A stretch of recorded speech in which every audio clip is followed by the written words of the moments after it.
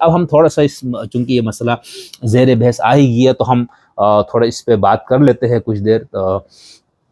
جن لوگوں کو اس موضوع سے دلچسپی ہے شاید ان کو اس میں کوئی فائدے کی بات مل جائے. جیسے میں نے آپ سے یہ کہا کہ دیکھیں اہل تشیع کے ہاں مختلف فکری دھارے ہیں، ٹھیک ہے. ان میں سے ایک فکری دھارے کو ہم یوں کہہ سکتے ہیں کہ وہ علماء، مراجی، مجتہدین، محققین کا ایک بہت بڑا طبقہ ہے جو عرفان اور فلسفہ دونوں کو رد کرتے ہیں، ٹھیک ہے. ان کے نزدیک ان دونوں پر ایک گاہ کی حیثیت نہیں ہے. اچھا، یہ جو رد کرنے والے وہ صرف اخباری نہیں، ہمارے عام طور پر تصور یہ ہے کہ بھئی جو لوگ عرفان اور تصوف کے جو ناقدین ہیں وہ تو اخباری لوگ ہیں. ایسا نہیں ہے. اس میں سے جو اصولی ہیں وہ بھی ان میں بھی اس کے خلاف، اور اخباری تو بالکل ظاہر سی بات ہے وہ ان کا جو موقف ہی دوسرا ہے. ایک تو یہ بات ذہن میں رکھ لیجئے گا کہ شیعوں میں یہ جو تصور ہے عرفان اور فلسفے کے مخالف، یہ ایک بہت بڑا طبقہ شروع سے ہے، درمیان میں بھی رہا، آج بھی، اور آئندہ بھی اس طبقے نے رہنا ہے. اس کا نہ آپ انکار کر سکتے نہ آپ اس کو ختم کر سکتے. ایک تو یہ ہو گیا. دوسرا جو ہے اہل تشیع کے بہت سے علماء، مراجی، فقہا، مجتہدین، محققین، مفسرین، متکلمین اس قسم کے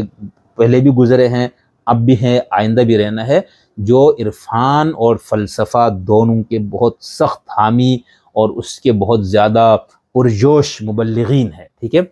اس طبقے کے ایک سرخیل آپ کا ہے، ایک بہت بڑا نام جو ہے وہ امام خمینی رحمۃ اللہ تعالی علیہ ہے. وہ بالکل عرفان کے قائل تھے، فلسفے کے بہت ماہر تھے. جو آپ کے ہاں جواد نقوی صاحب ہے وہ بھی فلسفے کے بہت ماہر، اب انہوں نے شاید اس پہ کوئی لیکچرز وغیرہ تو مجھے نہیں معلوم، لیکن ان کے قریبی یا ان کو بہت شروع سے جاننے والے لوگ بتاتے ہیں ان کے بارے میں. تو یہ بات تو کلیئر ہے، ٹھیک ہے، کہ اہل تشیع کے ہاں عرفان کے ماننے والے لوگ بھی موجود ہیں، ماننے والا ایک بہت بڑا طبقہ ہے، اور اس کو رد کرنے والا بھی ایک طبقہ ہے. اب ہم چلتے ہیں، یہ کتاب ہے محی الدین ابن عربی حیات و آثار، تالیف ڈاکٹر محسن جہانگیری، اور اس کا ترجمہ کیا ہے ہمارے احمد جاوید صاحب اور سہیل عمر صاحب، ٹھیک ہے. احمد جاوید صاحب آپ کو معلوم ہے بہت ہمارے معاصر، بہت تصوف، عرفان، فلسفہ، اسلامی علوم، لسانیات اور ادب کے، اور بہت بڑے ایک بہت بڑا نام ہے، ٹھیک ہے. تو انہوں نے اس کا ترجمہ کیا، انہوں نے اور سہیل عمر صاحب نے مل کے ثقافت اسلامی سے کتاب چھپی ہے. یہ لکھنے والا شیعہ ہے، اور یہ تقریباً 668 صفحے پر مشتمل کتاب ہے، ٹھیک ہے. اس کے اندر انہوں نے یہ بحث کی ہے کہ اہل تشیع کے ہاں تصوف اور عرفان کے حوالے سے، اور خاص طور پر محمد شیخ اکبر ابن عربی کے حوالے سے کیا موقف رہا ہے. تو انہوں نے دونوں طبقوں کا ذکر کیا اپنی کتاب میں، اس کتاب کے اندر، کہ جو عرفان کے ماننے والے لوگ ہیں وہ کون ہے، اور جنہوں نے شیخ اکبر ابن عربی کی تعریف اور توصیف کی، ان کی فکر سے متاثر ہوئے، ان کی تشریحات لکھی، وہ کون ہیں، اور جو شیخ اکبر کی تکفیر کرنے والے، ان کو زندیق اور گمراہ قرار دینے والے لوگ ہیں وہ کون ہیں. تو انہوں نے ان دونوں پہ بات کی. میں یہاں پر سب سے پہلے شیعہ نقطۂ نظر سے ان کے حوالے سے انہوں نے ایک باب بھی، اس کے اوپر مستقل باب بھی ہے، ٹھیک ہے، جس کے اندر انہوں نے بات کی، باب نمبر 11 میں تشیع و تسنن. تو اس کے اندر انہوں نے صفحہ نمبر 451 پہ جہانگیری صاحب نے 451 جی یہ لکھتے ہیں صفحہ نمبر 451 پہ، شیخ اکبر کے اکثر سوانح نگار اور مؤرخین انہیں اہل سنت والجماعت کے علماء میں شمار کرتے ہیں، اور جیسا کہ ہم آگے چل کر دیکھیں گے کہ بعض شیعہ اکابر انہیں متعصب سنی اور اہل بیت اطہار کے ماننے والے شیعوں کو سخت دشمن جان پر برا بلا کہتے تھے. کچھ اہل سنت نے انہیں شیعہ خیال کیا اور ان کی مذمت میں اس طرح کے جملے کہے کہ ہوا شیعی سوء کذاب. اسماعیلی شیعہ انہیں اپنوں میں سمجھتے ہیں اور حجت کے مرتبے پر قرار دیتے ہیں. علاوہ ازیں اثنا عشری شیعوں میں کچھ ایسے بڑے حضرات نظر آتے ہیں جو ابن عربی کو اثنا عشری سمجھتے ہیں اور اپنے خیال پر انہیں بہت اصرار ہے، حالانکہ ان کے شیعہ ہونے کا احتمال بہت کمزور ہے. ظن غالب یہ ہے کہ وہ سنی تھے، ٹھیک ہے. ایک تو یہ میں صرف بتانا چاہ رہا ہوں کہ یہ جنہوں نے ان کو شیعہ قرار دیا اہل تشیع میں سے، وہ کوئی معمولی قسم کے لوگ نہیں تھے، وہ اسی فیلڈ کے، اسی میدان کے لوگ تھے، علماء اعظام، بہت بڑے بڑے نام تھے، ٹھیک. تو ایک تو یہ آپ کو میں نے آپ کو بتانا یہ تھا کہ خود شیخ اکبر کے حوالے سے متضاد ہمارے ہاں آرا پائی جاتی ہے، ٹھیک ہے۔ اچھا آگے ہے اسی کتاب کے صفحہ نمبر متاثر اور ان کے احترام کرنے والے لوگ، مثال کے طور پر صفحہ نمبر 452 پہ جہانگیری صاحب لکھتے ہیں، مرزا محمد باقر خانساری صاحب روضات ابن عربی کا ذکر بزرگی و احترام کے ساتھ کرتے ہیں، انہیں بڑے عرفاء اور اقطاب میں شامل بتاتے ہیں، اصحاب مکاشفہ اور ارباب صفا میں گنتے ہیں، اور شیخ عبد القادر حسن جیلانی اور عظیم صوفیہ کی ایک جماعت کا مماثل اور معاصر قرار دیتے ہیں۔ اس تعارف کے بعد لکھتے ہیں کہ اس طائفہ صوفیہ کے برخلاف کچھ علماء شیعہ کہتے ہیں، حالانکہ شیخ عبد القادر جیلانی اور ان ایسے اہل تصوف اس نسبت سے بالکل دور ہیں اور استعمال سے اکثر بعید۔ سید صالح موسوی خلخالی شارح مناقب ابن عربی کے تشیع کے قائلین میں کچھ علماء امامیہ مثلا شیخ بہائی، مرزا محمد اخباری اور قاضی نور اللہ شوشتری کا نام لیتے ہیں، ٹھیک ہے۔ اب اس کے بعد انہوں نے یہ بتایا کہ جو شیخ بہائی صاحب ہے وہ کیا کہتے ہیں، انہوں نے لکھا کہ وہ بزرگ عالم ہے جنہوں نے ابن عربی کی تعریف و توصیف اور ان کے خیالات کی حمایت و تائید کی ہے۔ شیخ بہائی ابن عربی کو شیعہ مانتے ہیں، جیسے کہ اپنی کتاب اربعین میں فتوحات مکیہ کے باب 366 کا خلاصہ کرتے ہوئے لکھتے ہیں۔ اس کے بعد آگے انہوں نے یہ بتایا ہے قاضی نور اللہ شوشتری صاحب کے بارے میں، یہ بھی شیعہ ہے، انہوں نے بھی ابن عربی کو شیعہ ثابت کرنے کی کوشش کی ہے، اپنی کتاب مجالس المؤمنین میں سید محمد نور بخش سے روایت کرتے، ٹھیک ہے، انہوں نے اس کو کیا۔ مرزا محمد اخباری، انہوں نے کئی دوسروں کی طرح ابن عربی کا تشیع ثابت کرنے کے لیے خود کو تکلف میں ڈالا ہے، اپنی کتاب رجال کبیر میں مرزا محمد نے ابن عربی کا تعظیم اور تکریم کے ساتھ کیا ہے، اور ان کی تصانیف کے ظاہری معنی کو جو سنیوں کے مذہب سے موافقت رکھتے ہیں یہ تعویل کی ہے کہ شیخ اہل سنت کے زیر تسلط علاقوں میں نہایت برے زمانے میں ہوئے، لہٰذا وہ اس طرح کی عبارتیں لکھنے میں معذور ہے۔ اس کے بعد اسی جہانگیری صاحب کی کتاب کے صفحہ نمبر ہم چلتے ہیں 525 پہ، یہ اس کے وہاں پر انہوں نے دوبارہ اس کا ذکر کیا ہے کہ شیعوں میں سے کون کون ہے جو ان کے خلاف ہے اور کن لوگوں نے ان کی فکر اور فلسفے وغیرہ کے اوپر ان کی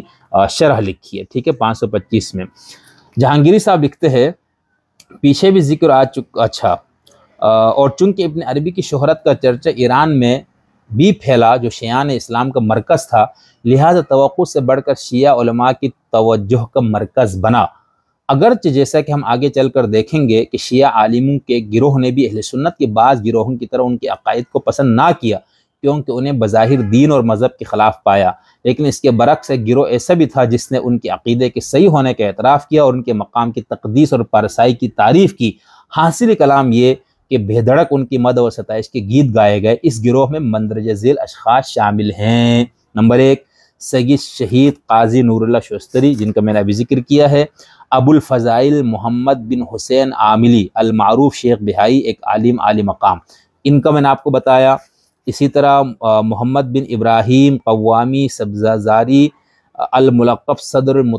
المتأہلین۔ اب یہ جو بندہ میں ان کا تھوڑا سا پڑھ کے سناتا ہوں، تشیع کے اندر جو عرفان کے قائل لوگ ہیں ان کے ہاں صدر المتأہلین کا کتنا بلند مقام ہے۔ جہانگیری صاحب لکھتے ہیں کہ 979 اور 1050 کے لگ بھگ ایران کے دانا ترین شیعہ بزرگ، فلسفہ الہیات کے پہلے مدرس اور یونانی و اسلامی فلسفہ کے آخری وارث تھے، صدر المتأہلین کے نام لے رہے ہیں۔ اپنی عظیم کتاب اسفار میں، بہت مشہور کتاب ہے ان کی، اسفار میں ابن عربی کی عبارات کو بڑی تحسین اور ادب سے اور احترام سے شامل کیا ہے۔ وہ ابن عربی کے کشف و نظر کو تسلیم کرتے ہیں، ان کے افکار و عقائد کو قبول کرتے ہیں، ان کے عرفانی مقام کی تعریف کرتے ہیں اور ان کو شیخ المعارف المتعلہ، المعارف المحقق، الشیخ الجلیل، المکاشفین اور اسی قسم کے دیگر شاندار عنوانات اور القابات سے یاد کرتے ہیں اور ان کی تعریف و توصیف اور مدح و ستائش کے گیت گاتے ہیں، ٹھیک ہے۔ تو صدر المتأہلین اہل تشیع کے ہاں خاص طور پر جو عرفانی مکتب ہے، جو فلسفے کا مکتب ہے، ان کے ہاں صدر المتأہلین کا جو مقام اور جو مرتبہ ہے وہ اس کی بیان کی ضرورت نہیں ہے۔ اسی طرح محمد بن علی بن عبد الوہاب شریف دیلمی لاہجی صاحب ہے، انہوں نے بھی لکھا ہے، ٹھیک ہے، اور اس کے اوپر ٹھیک ہے تنقید بھی کی ہے۔ ایسا نہیں ہے کہ صرف تعریف اور توصیف ہے، لیکن جن لوگوں نے ہمارے شیخ اکبر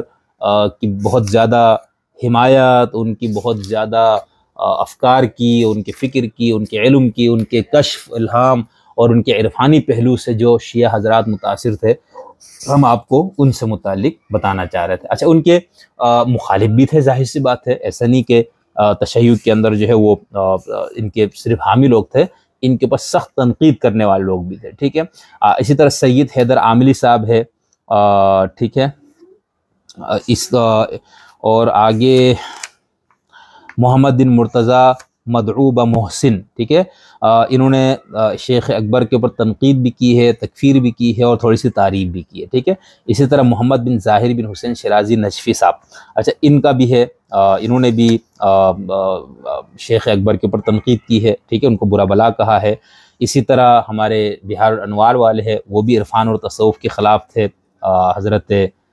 کیا نام ہے اپنا بہار الانوار، ٹھیک ہے، ملا باقر المجلسی صاحب، ان کا بھی ذکر کیا ہے۔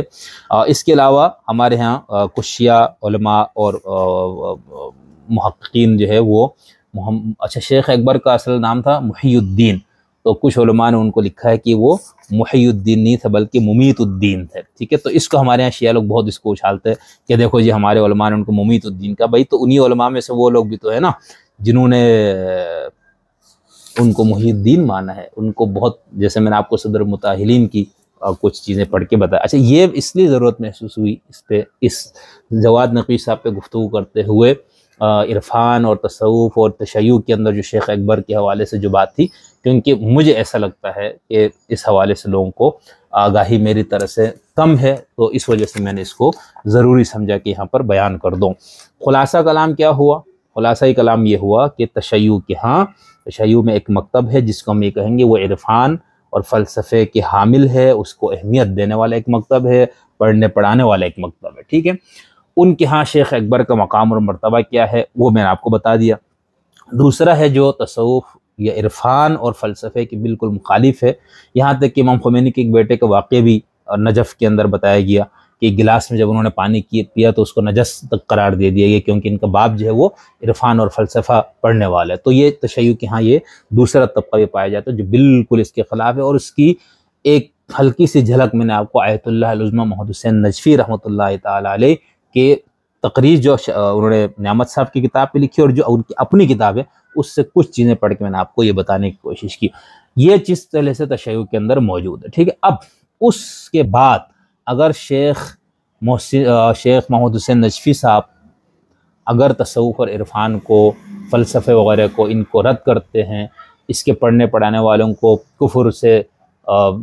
تکفیر کر دیتے ہیں، اس کے ماننے والوں کی تکفیر کرتے ہیں، ان کے ماننے والوں کو زنادقہ کہتے ہیں، تو یہ کوئی اچنبے کی بات نہیں ہے، اصولی بات تھی۔ اس اصولی موقف کے بعد، اس اصولی نقطہ نظر کو ماننے کا اس کی زد کس پہ پڑتے ہیں، اب اس کے اندر آپ کسی شخص کو بچانا چاہے، کسی کو داخل کرنا چاہے، تو یہ پھر آپ کی مرضی ہے۔ بعین ہی شیعوں اہل سنت کے ہاں سنیوں میں سے جن لوگوں نے شیخ اکبر کے رد میں کتابیں لکھی، توبہ، وہ آپ پڑھیں گے تو آپ حیران ہو جائیں گے کہ ابن عربی جن کو ایک طرف شیخ اکبر کہا جاتا ہے